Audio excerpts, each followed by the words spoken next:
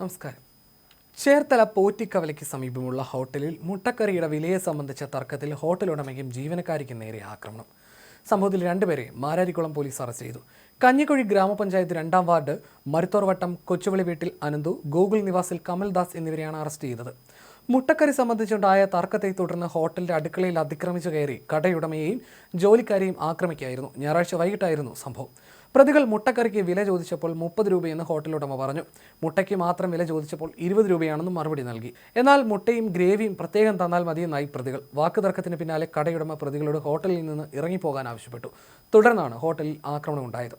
അറസ്റ്റിലായ അനന്തു, കമൽദാസ് എന്നിവർക്കെതിരെ വധശ്രമത്തിന് പോലീസ് കേസെടുത്ത് അറസ്റ്റ് ചെയ്തു. ശേഷം പ്രതികളെ Alappuzha judicial first class magistrate 14 ദിവസത്തേക്ക് റിമാൻഡ് ചെയ്തു. മാരാരിക്കുളം പോലീസ് ഉദ്യോഗസ്ഥരെ അസഭ്യം വിളിച്ച് സ്റ്റേഷനിലെ CCTV ക്യാമറ തകർത്ത കേസിലെ പ്രതികളാണ് പിടിയിലായ അനന്തവും കമൽദാസും. മാരാരിക്കുളം SI PK മോഹിതിന്റെ നേതൃത്വത്തിലുള്ള അന്വേഷണ സംഘമാണ് പ്രതികളെ പിടികൂടിയത്.